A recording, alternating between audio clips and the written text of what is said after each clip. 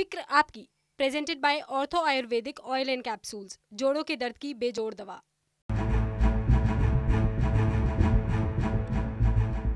नमस्कार, कैसे हैं आप? मैं हूं निशांत चतुर्वेदी। फिक्र आपकी में एक बार फिर से आपका स्वागत है। आइए शुरू करते हैं आपकी फिक्र की बड़ी बड़ी खबरों के साथ। कश्मीर में आज फिर 2 आम नागरिकों का खून बहा है। आतंकी संगठनों ने स्कूल में घुसकर 2 टीचर्स की गोली मारकर हत्या कर दी। फिक्र यह है कि कश्मीर में एक बार फिर कोशिश की जा रही है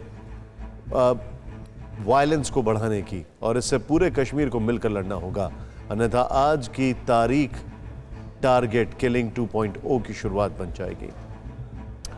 कल हमने एक बेटी की ललकार सुनाई थी और आज आपको एक मां की चित्कार सुनाएंगे। देश और घाटी के लिए इस चित्कार को सुनना, समझना और रिएक्ट करना बहुत जरूरी है, ताकि आतंकी अगर देश पर आंख उठाएं तो बच ना पाए। इस फिक्र को आज हम 90 के उस काले दौर से समझने की कोशिश करेंगे जो आज भी एक बदनुमा दाग की तरह है, और फिर किसान आंदोलन में हुए हादसे की फिक्र का अपडेट बताएंगे। आज लखीमपुर खीरी कांड का अनकट वीडियो सामने आया है, जिसे देखकर सब कुछ तो नहीं लेकिन बहुत कुछ शीशे की तरफ साफ हो जाता है। इस बीच पार्टियों में कैसी चुनावी रेस लगी है, इसका विस्तार से विश्लेषण करेंगे। रोज की तरह आज भी लूट घर में एक और लूट की कहानी दिखाएंगे। ये लूट है नोएडा के जेवियर उबरटेक सोसाइटी की, और ये लूट न सिर्फ बिल्डर को बल्कि सिस्टम को भी कटघरे में खड़ा करती है। आज हम फिक्र की शुरुआत देश की सबसे बड़ी खबर से कर रहे हैं। हम उस फिक्र का संपूर्ण विश्लेषण करने वाले हैं, ताकि आप खबर के हर पहलू को समझें, ताकि देश भी सुरक्षित रहे और आवाम की एकजुटता भी बनी रहे। क्योंकि आज सबसे बड़ा खतरा देश की एकता और अखंडता पर है। कश्मीर में टारगेट किलिंग कर आतंकी देश के लिए सबसे बड़ा संकट खड़ा कर रहे हैं। वो भाईचारे की भावना पर चोट कर रहे हैं। या आतंकी फिर से कश्मीर को 90 के दशक में ले जाना चाहते हैं, जब घाटी के कश्मीरी पंडितों के साथ अत्याचार हुआ था। अब एक बार फिर आतंकी धर्म देखकर हत्या कर रहे हैं। पिछले 5 दिनों में आतंकियों ने कश्मीर में 7 आम लोगों की हत्या की। आज 2 गैर मुस्लिमों को मौत के घाट उतार दिया, जिनमें से एक कश्मीरी पंडित है और एक सिख। घुटना, कंधा या कमर, चाहे जैसा हो दर्द, डॉक्टर ऑर्थो आपको देता है दर्द से पूरी आजादी, एक भरपूर जिंदगी। ये कोई टेम्परेरी पेन किलर नहीं, आयुर्वेदिक औषधि है। इस घटना ने श्रीनगर से दिल्ली तक सियासी सरगर्मी बढ़ा दी है। दिल्ली में केंद्रीय गृह मंत्री अमित शाह ने एक हाई लेवल मीटिंग बुलाई। राष्ट्रीय सुरक्षा सलाहकार अजीत डोभाल, गृह सचिव Ajay Bhalla, IB chief Arvind Kumar, CRPF DG Kuldeep Singh और बीएसएफ डीजी पंकज सिंह सहित कई अधिकारी शामिल हुए। इस मीटिंग में कश्मीर से आ रही फिक्र की खबर पर चर्चा हुई है। यह हत्याएं उस वक्त हुई हैं जब केंद्रीय गृह मंत्री अमित शाह इसी महीने कश्मीर के 3 दिन के दौरे पर जाने वाले हैं। आतंकियों के इस हमले ने पूरे देश को झकझोर दिया है। केंद्रीय शिक्षा मंत्री धर्मेंद्र प्रधान भी शिक्षा के मंदिर पर हुए इस हमले से आहत हैं। उन्होंने कहा कि श्रीनगर में स्कूल प्रिंसिपल और टीचर की हत्या से मैं स्तब्ध हूं। कश्मीर घाटी में लगातार हो रही टारगेट किलिंग से पूरे देश का खून खौल उठा है। सोशल मीडिया पर कश्मीर को लेकर तीखी प्रतिक्रिया देखने को मिल रही है। पूरा देश इस आतंकी वारदात का हिसाब मांग रहा है और घाटी की पूरी आवाम एकजुट हो रही है। इस वारदात को हम टारगेट किलिंग 2.0 क्यों कह रहे हैं, ये पहले आतंकी हमले की पूरी रिपोर्ट से समझिए।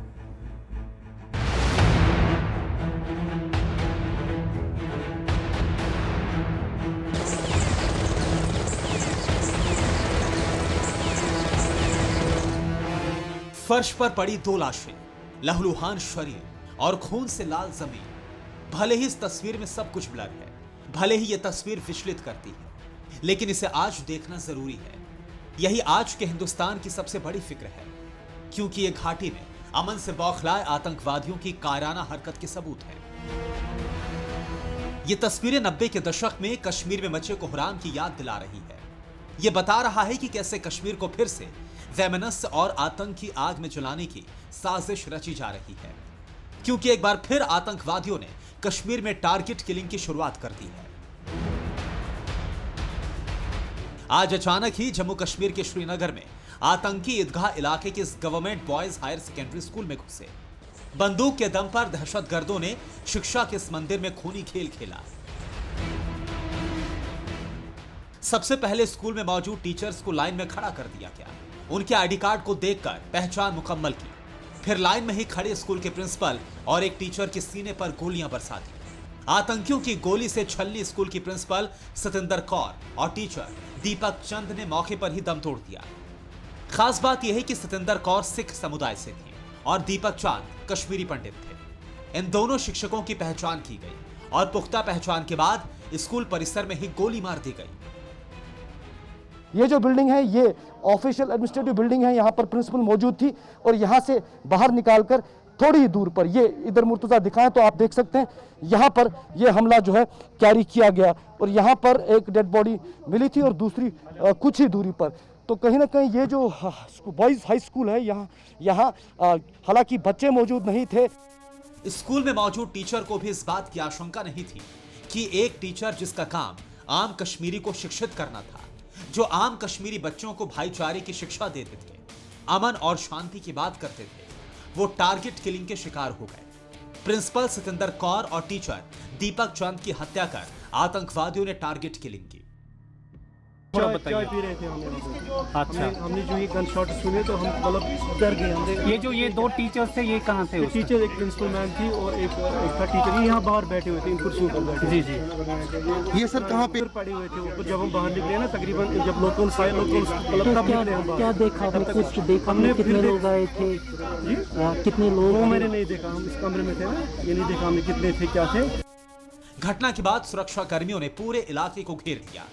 आनन फानन में आतंकवादियों की तलाशी शुरू की, लेकिन आतंकी भागने में कामयाब रहे। आतंकी संगठन द रेजिस्टेंस फ्रंट यानी टीआरएफ ने इस हमले की जिम्मेदारी ली है।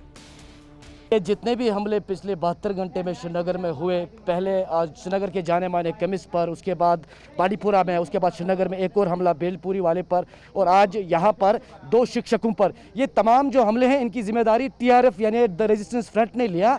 और कहीं ना कहीं वो ये कह रहे हैं कि ये तमाम जो लोग हैं ये जो है एंटी कश्मीर गतिविधि में मुलव्वस थे, इस वजह से उनके स्क्वाड ने इन पर हमला किया गया। जब से कश्मीर में लश्कर तैयबा ने अपना नया संगठन द रेजिस्टेंस फ्रंट बनाया, वो आम कश्मीरियों का खून बहाता रहा है, लेकिन अब उसके निशाने पर बेगुनाह गैर मुस्लिम हैं, ताकि घाटी के अल्पसंख्यकों में दहशत फैले और भाईचारा खत्म हो। सिविलियन को टारगेट करने के जो इंसिडेंट्स पिछले कुछ रोज से जो हुए हैं, ये अपने आप में दरिंदगी, वहशत और दहशत का एक मेल है, जिसमें बिल्कुल बेगुनाह जो लोग हैं, जो समाज की सेवा में लगे हैं, जिनका किसी से कोई लेना देना नहीं है, उनको टारगेट किया जा रहा है। ये दहशत का माहौल पैदा करने के निशाने से इस तरह की कार्रवाई जो है, और कम्युनल रंग देने के लिए ऐसी किलिंग्स को, ताकि आपसी भाईचारा जो जहां पर कश्मीर में आपस में लोगों का है उसको नुकसान पहुंचे, उसको ठेस पहुंचे, उस तरह के इरादे से जहां पर हो रहा है। दहशतगर्द कश्मीर में अब चुन चुनकर उन लोगों को निशाना बना रहे हैं जो आतंक के सबसे काले दौर में भी घाटी में जमे रहे। घाटी के अल्पसंख्यक सिख और कश्मीरी पंडित दहशतगर्दों की आंखों में छुपते रहे हैं। अब सुधरते हालात में दूसरे कश्मीरी पंडितों को लौटने से रोकने के लिए फिर आतंक के उसी हथियार को आजमाया जा रहा है। ऐसे में इस बार जिम्मेदारी कश्मीर के हर अवाम की है। वक्त आतंकवाद के खिलाफ खुलकर आवाज उठाने का है।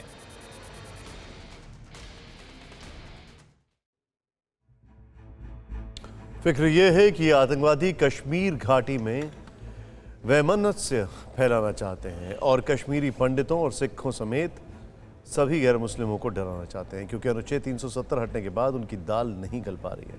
सुरक्षा बलों ने ऑपरेशन ऑल आउट चला रखा है, जिसमें रोज उनके साथी मारे जा रहे हैं, तो दूसरी ओर कश्मीरी पंडित घर वापसी कर रहे हैं। इसीलिए दहशतगर्दों ने टारगेट किलिंग शुरू कर दी है और इसका मकसद क्या है, इसे आतंकी संगठन टीआरएफ के कबूलनामे से समझा जा सकता है। टीआरएफ ने जो बयान जारी किया है उसने 2 टीचर्स की हत्या इसलिए की है क्योंकि ये शिक्षक भारत के सबसे बड़े पर्व 15 अगस्त और 26 जनवरी पर स्कूल के कार्यक्रम कराते थे। इन शिक्षकों की अगुवाई में बच्चे 15 अगस्त और 26 जनवरी पर स्कूल के कार्यक्रमों में शामिल होने लगे थे। ये शिक्षक श्रीनगर में राष्ट्रवाद का चेहरा बन गए थे, राष्ट्रवाद का प्रचार कर रहे थे। यानी साफ है कि ये आम देशभक्त कश्मीरी को डराने की साजिश है। इसीलिए ज़रूरी है कि इन आतंकियों को करारा जवाब मिले, क्योंकि द रेजिस्टेंस फ्रंट पाकिस्तान की शय पर बना आतंकी संगठन है। टीआरएफ में लश्कर हिजबुल, जैश और अल-बद्र के आतंकी शामिल हैं। अब्बास शेख नाम के आतंकी को टीआरएफ की कमान दी गई। और पाकिस्तान में बैठे आतंकी टीआरएफ के आतंकियों को हैंडल कर रहे हैं। पाकिस्तान की शह पर ही टीआरएफ ने टारगेट किलिंग शुरू की है, जिसे पूरे देश का खून खौल उठा है, क्योंकि कल एक बेटी ने आतंकियों को ललकार लगाई थी और आज एक मां की चित्कार चीर देती।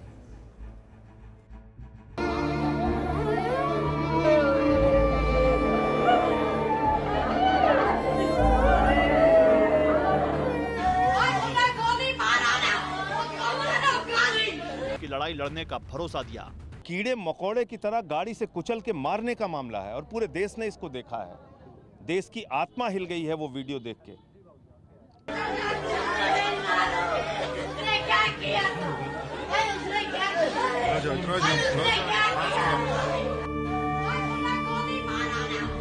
ये कश्मीर घाटी में बिलख रही एक मां है जिस पर गम का पहाड़ टूट पड़ा। वो कह रही है, गोली मारनी है तो मुझे मारो। मेरे बच्चों को गोली क्यों मारी? बच्चों ने हत्यारों का क्या बिगाड़ा? कहीं एक पत्नी और मां की आंखों के आंसू नहीं थम रहे। वो बिलख बिलख कर रो रही है, बार बार बेसुध हो रही है, फिर एक बार संभलती है, लेकिन दर्द ऐसा है कि संभलने नहीं दे रहा। ना आंसू रुक रहे हैं, ना ही दर्द कम हो रहा है। हर पल कलेजा चाक हो रहा है। इनमें से किसी ने बेटा खोया है, किसी ने बहू, किसी ने भाई। आतंकवादियों का दिया जख्म इनके सीने में शूल की तरह चुभ रहा है। Kashmir is not safe. Target killing has been happening since this 2021 now. अभी पिछले 10 दिनों के अंदर कितनी टारगेट किलिंग होगी?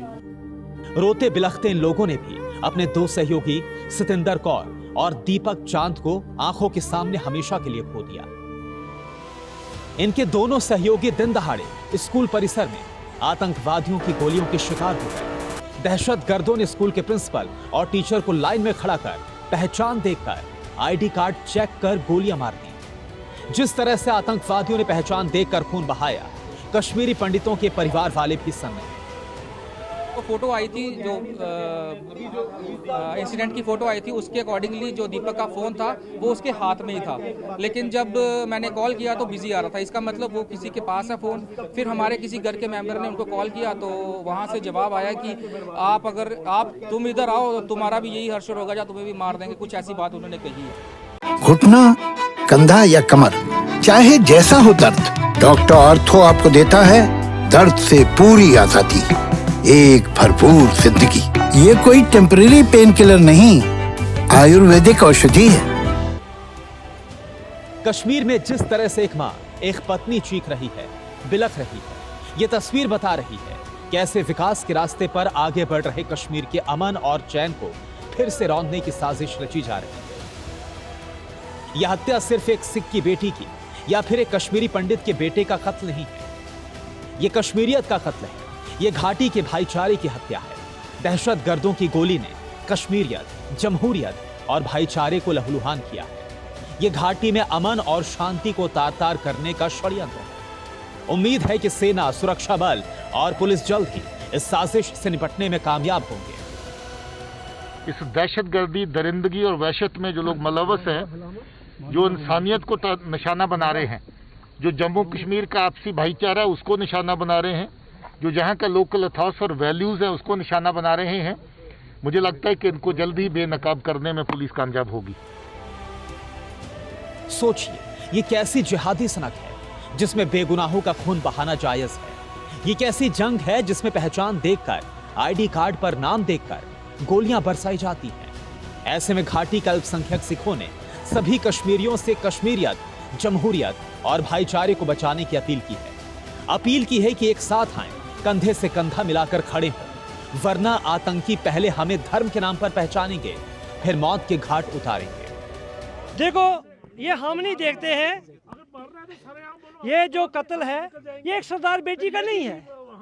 ये मत सोचो सरदार बेटी का कत्ल है, ये कत्ल जो है इंसानियत का कत्ल है। क्या कोई मजहब ही इजाजत देता है कि एक बेटी पर नित्यावार की जाए? कोई मजहबी? कौन सी जिहाद है ये? कौन सी जात है जो बोलती है कि एक नियति बेटी पर? हाँ, वार करना है, हमारी बेटी के ऊपर भी वार करना है, सामने बोल कर करो। बिल्कुल सही, बिल्कुल ज़्यादा मेजॉरिटी के लोग नहीं आएंगे। देखो हमारी बरादरी भाईचारा है, आज का नहीं है। यहाँ उनका मेजॉरिटी वालों को कोई मरता है, मेजॉरिटी वालों को मरता है, हम पहुँचते हैं। और फिर भी देखिए, सबसे बड़ी बात यह है कि हम यहाँ पे माइक्रोस्कोपिक मिनॉरिटी है, माइक्रोस्कोपिक थोड़े से लोग हैं हम, बिल्कुल थोड़े से। अगर थोड़े से भी इतने मरते रहेंगे तो कहाँ सर्वाइवल होगा, कैसे सर्वाइवल होगा? कश्मीर घाटी में यही वक्त की मांग है ताकि संकट की घड़ी में भाईचारे की डोर मजबूत हो।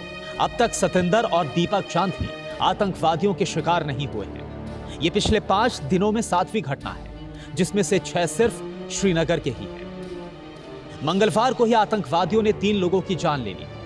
मंगलवार को आतंकियों ने श्रीनगर के प्रसिद्ध फार्मासिस्ट मक्खनलाल बिंद्रू को मार दिया। आतंकियों ने उन्हें मेडिकल स्टोर में घुसकर गोली मारी। फिर लाल बाजार इलाके में वीरेंद्र पासवान की हत्या कर दी। वो पानीपुरी बेचते थे और बिहार के भागलपुर के रहने वाले थे। आतंकियों ने बांदीपोरा में भी एक आम नागरिक की हत्या कर दी। मृतक की पहचान नायद रखाई निवासी मोहम्मद शफी लोन के रूप में हुई। इससे पहले भी आतंकवादियों ने 2 अलग अलग दिनों में 4 आम कश्मीरियों की गोली मारकर हत्या कर दी। दरअसल घाटी में कश्मीरी पंडितों की वापसी शुरू हो चुकी है और इस वापसी को रोकने के लिए आतंकी 90 के उस दौर की वापसी चाहते हैं जब बड़े पैमाने पर कश्मीरी पंडितों की बर्बर हत्या हुई। लाखों को घर बार छोड़कर भागना पड़ा था। लेकिन अब कश्मीर एकजुट हो रहा है और आतंक का काउंटडाउन शुरू हो रहा है। आतंकी कश्मीर में फिर 1990 जैसा खूनी दशक जैसा माहौल खड़ा करना चाहते हैं। 1990 का दशक वो वक्त था जब कश्मीर में आतंक ने पैर जमाना शुरू किया था। तब आतंकियों के डर से जान बचाने के लिए कश्मीरी पंडितों ने घाटी छोड़ दी थी। कश्मीरी पंडितों को डराने के लिए आतंकियों ने टारगेट किलिंग की थी। घाटी में चुन चुनकर कश्मीरी पंडितों की हत्या की गई थी। 1990 से साल 2000 के बीच 26,226 लोगों की जान गई थी। ये आतंकी अब उन कश्मीरी पंडितों को डराना चाहते हैं जो 1990 की दहशतगर्दी के दौर में भी कश्मीर में डटे रहे। कश्मीर को इस्लामी राज्य बनाने की साजिश रचने वाले आतंकियों और अलगाववादियों की आंखों में ये कश्मीरी पंडित और हिंदू चुभते रहे। इसीलिए दहशतगर्द फिर से टारगेट किलिंग कर रहे हैं। इस टारगेट किलिंग के जरिए ये दहशतगर्द फिर कश्मीर का माहौल बिगाड़ना चाहते हैं।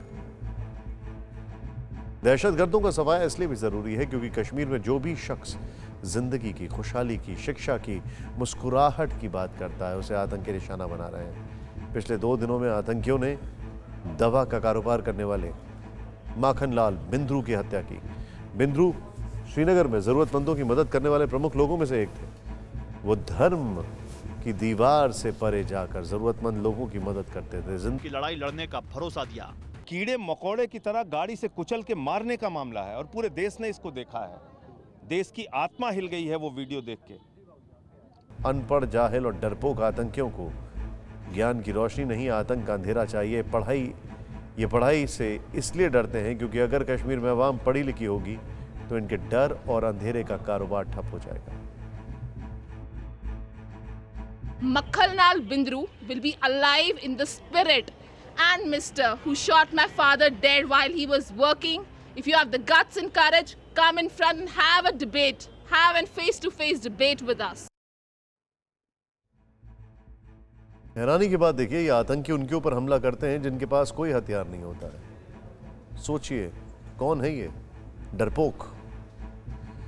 कश्मीर घाटी की इस बेटी के साथ पूरा देश खड़ा है और पूरा कश्मीर रो रहा है। जाहिर है इसका आतंक को मुंह तोड़ जवाब मिलेगा। पाकिस्तान और आतंकियों को काउंटडाउन की तैयारी शुरू कर देनी चाहिए। पिछले 5 दिनों से यूपी के लखीमपुर खीरी की चर्चा पूरे देश में हो रही है। लोग जानना चाहते हैं कि आखिर 8 लोगों की मौत का गुनहगार कौन है, 4 किसानों को कुचलने वाली कार कौन चला रहा था, और यूपी में सियासी बवाल इस बात को लेकर मच रहा है कि आखिर इस केस के नामजद आरोपी की गिरफ्तारी कब होगी। इस बीच आज देश की सर्वोच्च अदालत सुप्रीम कोर्ट में लखीमपुर खीरी हिंसा की सुनवाई हुई, जिसमें सुप्रीम कोर्ट ने उत्तर प्रदेश सरकार से FIR, आरोपी और गिरफ्तारी को लेकर स्टेटस रिपोर्ट मांगी। इस सुनवाई के दौरान चीफ जस्टिस NV रमन्ना ने कहा कि 2 वकीलों ने 2 दिन पहले एक लेटर लिखा था। इनमें से एक शिव कुमार त्रिपाठी थे। हमने रजिस्ट्री को निर्देश दिया कि इसे PIL के रूप में रजिस्टर करें, लेकिन गलतफहमी के कारण यह स्वतः संज्ञान हो गया, इसीलिए आज इस पर सुनवाई हुई। अब आपको दिखाते हैं कि चीफ जस्टिस की बेंच में सुनवाई के मेन पॉइंट्स क्या थे। चीफ जस्टिस ने अर्जी देने वाले वकील से पूछा कि आप कैसी राहत चाहते हैं। इस पर शिव कुमार त्रिपाठी ने कहा कि आप कृपया गृह मंत्रालय और राज्य को घटना की जांच करने का निर्देश दीजिए। आगे असिस्टेंट एडवोकेट जनरल गरिमा प्रसाद ने कहा एसआईटी और न्यायिक जांच आयोग का गठन किया गया है, एफआईआर दर्ज की गई है। इस पर सीजीआई ने कहा शिकायत ये है कि आप इस मामले को ठीक से नहीं देख रहे हैं और एफआईआर उचित तरह से दर्ज नहीं की गई है। आयोग की डिटेल क्या है? असिस्टेंट एडवोकेट जनरल ने कहा इसका नेतृत्व की लड़ाई लड़ने का भरोसा दिया। कीड़े मकोड़े की तरह गाड़ी से कुचल के मारने का मामला है और पूरे देश ने इसको देखा है। देश की आत्मा हिल गई है वो वीडियो देख के। सीजीआई ने कहा कल बताएं कि हाईकोर्ट में क्या हुआ। चीफ जस्टिस के सुनवाई के दौरान वकील अमृतपाल से मिले मैसेज को भी पढ़ा गया जिसमें लिखा था मारे गए लवप्रीत सिंह की मां क्रिटिकल है। इसके बाद जस्टिस सूर्यकांत ने कहा उन्हें पास के अस्पताल में एडमिट कराइए, हम कल इसकी जानकारी देंगे। आगे कल यानी 8 अक्टूबर को इस मामले की फिर से सुनवाई होगी। दरअसल सुप्रीम कोर्ट में जिस न्यायिक आयोग की बात कही गई है उस एक सदस्यीय आयोग के गठन का आदेश यूपी की गवर्नर आनंदीबेन पटेल ने दिया। इस आदेश के तहत हाईकोर्ट के रिटायर्ड जज प्रदीप कुमार लखीमपुर मामले की न्यायिक जांच करेंगे और 2 महीने में रिपोर्ट सौंपेंगे। लखनऊ कांड को लेकर आज एक और बड़ी खबर आई है। मौका वारदात से फॉरेंसिक टीम को 2 जिंदा कारतूस मिले। बताया जाता है कि कल की जली हुई थार जीप के पास 315 बोर के 2 कारतूस मिले। मतलब हिंसा के 5वें दिन पुलिस को फिजिकल एविडेंस मिल रहे हैं। आईजी लक्ष्मी सिंह भी कह रहे हैं कि जांच के दौरान सबूत जुटाए जा रहे हैं। 2 आरोपियों को पूछताछ के बाद गिरफ्तार किया गया है। नामजद आरोपी आशीष मिश्रा को भी पूछताछ के लिए समन भेजा गया।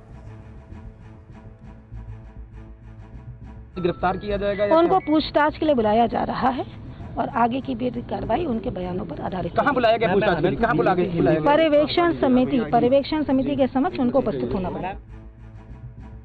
लखीमपुर खीरी केस में शासन प्रशासन लगातार सही दिशा में जांच का दावा कर रहे हैं, लेकिन कई राजनीतिक पार्टियों को इन पर भरोसा नहीं हो रहा है। इसीलिए यूपी से लेकर कई राज्यों में इस मुद्दे को लेकर महाभारत मची है, जिसका विश्लेषण हम आगे करेंगे। पहले लखीमपुर कांड में आए नए वीडियो को देख लीजिए और इसके क्या मायने ये भी समझिए।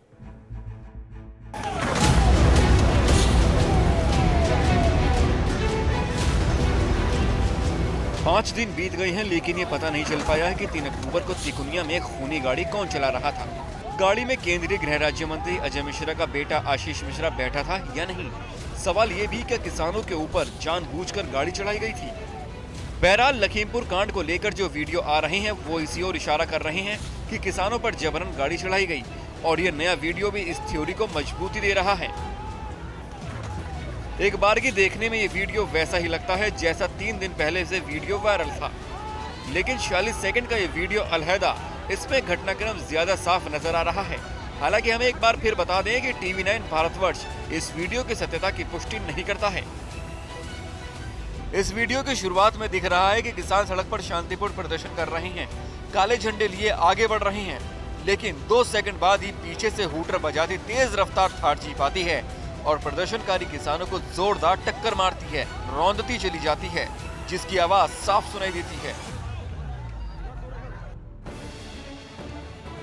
वीडियो को गौर से देखें तो महज 3 सेकंड में यहाँ पूरा सीन बदल जाता है। थार गुजरती है तो सड़क किनारे लोग लहूलुहान होकर गिरे पड़ते दिखते हैं। थार गाड़ी के पीछे ही दनदनाती हुई काले रंग की फॉर्च्यूनर कार निकलती है और इसके पीछे सफेद रंग की स्कॉर्पियो। महज 10 सेकंड में प्रदर्शनकारियों को कुचलती, रौंदती और धूल उड़ाती गाड़ियां यहां से निकली तो चीख पुकार मच गई। खूनी गाड़ियों का तांडव देखकर मौके पर मौजूद लोग कांप उठे। दहशत के मारे राहगीर भी सड़क छोड़कर भागने लगे। इस वीडियो में 17 सेकंड बाद मौके पर हलचल तेज दिखती है। पत्थर या लाठी डंडे बरसने की जैसी आवाज सुनाई देती है।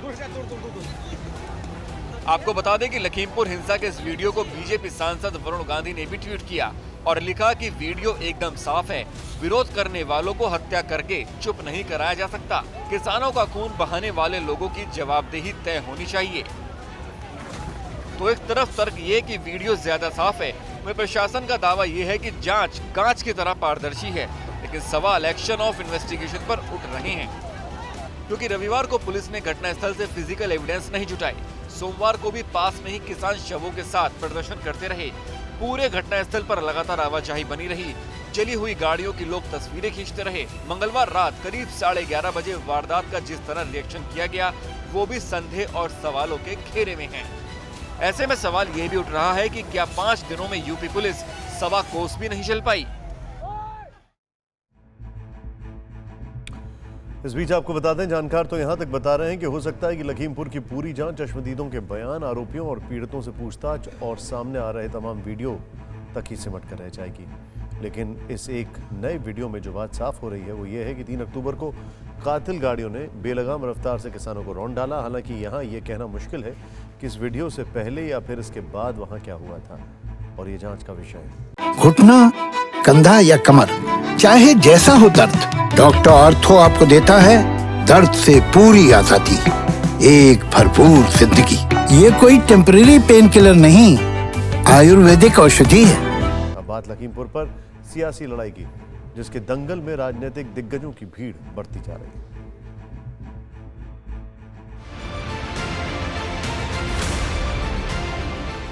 ये दो तस्वीरें भले ही 2 दिन की हैं, लेकिन इनके मकसद और मायने एक हैं। 6 अक्टूबर की रात राहुल और प्रियंका गांधी लखीमपुर में 3 मृतक के परिवारों से मिले और आज प्रियंका मृत किसानों के परिजनों से मिलने बहराइच पहुंची तो उनके काफिले को घाघरा घाट पर रोक लिया गया। अब यहाँ लोकतंत्र ही नहीं रहा। जब विपक्ष के नेता रोके जाते हैं तो मीडिया को भी रोका जा रहा है, शायद क्योंकि पिछले 2-3 दिनों से आज आप कुछ सच्चाई दिखा रहे हैं। अब ये स्थिति है उत्तर प्रदेश की, जब भी कुछ होता है ऐसे ही होता है, इनका रवैया यही होता है। दरअसल प्रशासन चाहता था कि सिर्फ प्रियंका की गाड़ी ही यहाँ से पीड़ितों के गांव की ओर जाए, इसीलिए काफिले को रोक दिया गया, जिससे नाराज कांग्रेस कार्यकर्ताओं ने वहां जमकर प्रदर्शन किया। जिसके बाद प्रियंका के साथ कांग्रेस नेता पीएल पुनिया और प्रदेश कांग्रेस अध्यक्ष अजय कुमार लल्लू को जाने की इजाजत दी गई। उधर लखीमपुर खीरी जा रहे पंजाब कांग्रेस के अध्यक्ष नवजोत सिंह सिद्धू के काफिले को प्रशासन ने यूपी बॉर्डर सहारनपुर पर ही रोक दिया।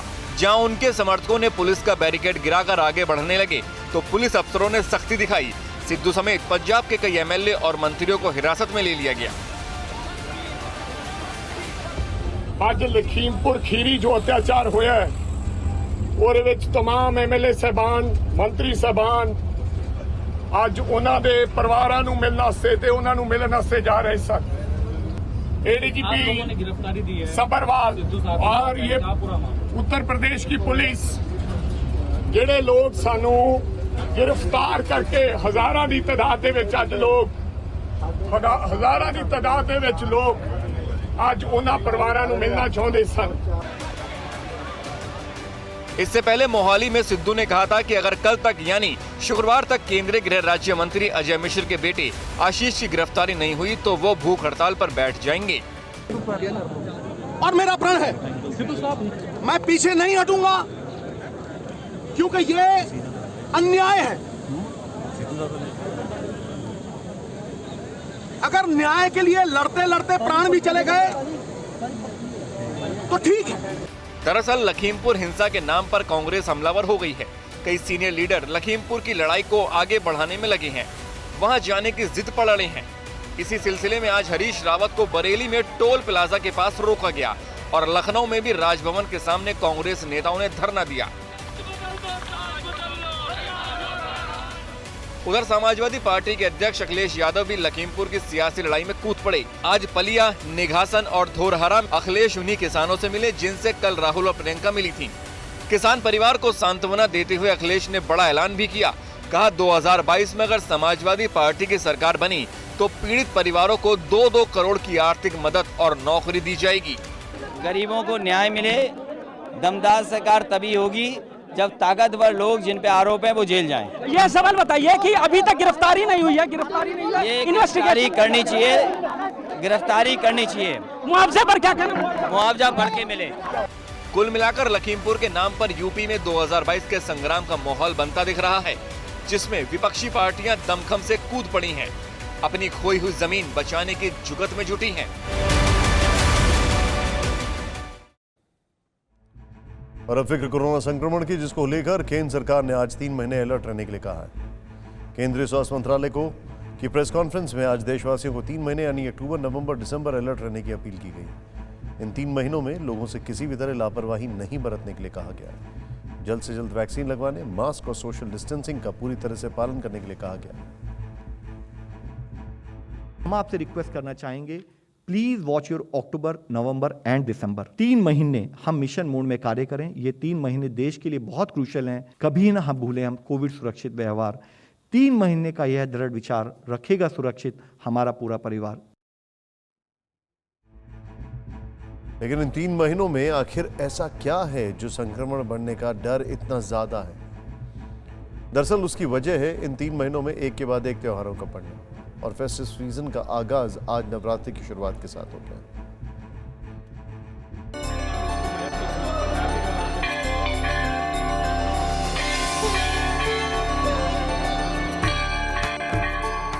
आज से शारदीय नवरात्र की शुरुआत के साथ ही कश्मीर से लेकर कन्याकुमारी तक पूरा देश आदि शक्ति की भक्ति में रम गया है।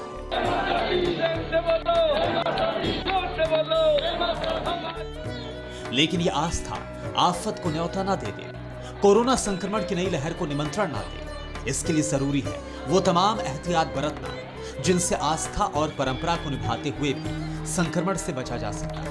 अपने आराध्य के लिए आपके मन में जितनी अगाध श्रद्धा है, उतनी ही फिक्र अपनी, अपने परिवार और अपने देश की होनी चाहिए। क्योंकि कोरोना का कहर भले ही कम हो गया, लेकिन कोरोना का खात्मा नहीं हुआ है। हमें ये समझना चाहिए कि ये वायरस अभी भी हमारे बीच है। की लड़ाई लड़ने का भरोसा दिया। कीड़े मकोड़े की तरह गाड़ी से कुचल के मारने का मामला है, और पूरे देश ने इसको देखा है। देश की आत्मा हिल गई है वो वीडियो देख के। फिक्र इसलिए भी बढ़ गई है क्योंकि आज नवरात्रि के पहले ही दिन कई तस्वीरें सामने आई जिसमें मंदिरों में लोग बिना मास्क के नजर आए, सोशल डिस्टेंसिंग को भूलते दिखे। ये तस्वीरें वैष्णो देवी के दर्शन के लिए कटरा पहुंचे श्रद्धालुओं के सैलाब की है। यहाँ ज्यादातर लोगों के चेहरे पर मास्क तो nजर आए, लेकिन जो लाइन लगी थी उसमें सोशल डिस्टेंसिंग तार-तार होती दिखी।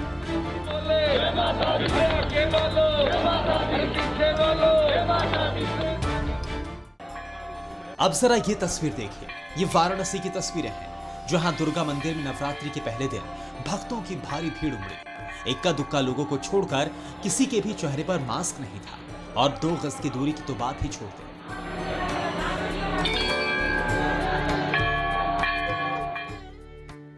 ऐसा नहीं है कि हर जगह लापरवाही बरती जा रही है। ये तस्वीरें दिल्ली के छतरपुर मंदिर की हैं, जहां भक्तों के चेहरे पर मास्क भी दिखे और सोशल डिस्टेंसिंग भी नजर आई। मंदिर में भक्तों के आने के लिए किस तरीके से नियम बनाए गए हैं आप देखेंगे कि यहाँ पर जो घेरे बनाए गए हैं, ये लाल घेरे आपको साफ दिखाई देंगे, ये भक्तों के लिए बनाए गए हैं। यहाँ पर भक्त चूंकि सोशल डिस्टेंस के नियम का पालन हो, इसी के साथ ही जो भक्त मास्क नहीं लगाया होगा उसको मंदिर में प्रवेश की इजाजत नहीं होगी। नवरात्रि की शुरुआत के साथ ही महाराष्ट्र में भी धार्मिक स्थल दोबारा खुले। 19 महीने बाद जब मुंबा देवी मंदिर के कपाट खुले तो सीएम उद्धव ठाकरे भी दर्शन के लिए पहुंचे। भक्तों की भीड़ तो दिखी, लेकिन मास्क और सोशल डिस्टेंसिंग का पालन भी दिखा। आज नवरात्रि का पहला दिन है, तो आज दर्शन करने के लिए भक्त जो है पूरे प्रोटोकॉल को ध्यान में रखते हुए कोरोना के मास्क लगाकर सोशल डिस्टेंसिंग मेंटेन करते हुए यहाँ पर दर्शन कर रहे हैं। आस्था और परंपरा को निभाना जितना जरूरी है, उतना ही जरूरी इस कोरोना काल में संक्रमण को रोकने के लिए सावधानी बरतना भी है। और ये सिर्फ नवरात्रि के लिए नहीं है, आगे आने वाले हर त्योहार के लिए भी अनिवार्य है। दशहरा की बात करें, दुर्गा पूजा की बात करें, करवा चौथ की बात करें, छठ पूजा की बात करें या दिवाली की बात करें, ऐसे कई त्यौहार हैं जो अब आ रहे हैं। लेकिन जैसे जैसे ये त्यौहार आ रहे हैं तो हमें सावधानी भी बरतने की ज़रूरत है। ये भी ठीक नहीं हुआ कि हमने त्यौहार तो मनाया, लेकिन उसके कारण हमारे ही इलाके में केसेस एकदम बढ़ गए और कई लोगों को हॉस्पिटल में एडमिट होना पड़ा, आईसीयू में जाना पड़ा। वो तो एक त्यौहार के लिए, त्यौहार का एक नेगेटिव इफेक्ट हो जाएगा। साफ है कि अगर कोरोना के डर का ख्याल रखा, सावधानी बरती गई, तभी त्योहार खुशियां देंगे। अगर लापरवाही बरती गई तो हालात विस्फोटक हो सकते हैं। इस बीच आपको बता दें कि आज प्रियंका गांधी भी जब यूपी के रास्ते से गुजर रही थी तो माता के दर्शन कर रही थी, लेकिन लखीमपुर पर उनका क्या कहना है, मनीष यादव ने उनसे बातचीत किया, ये देखते हैं।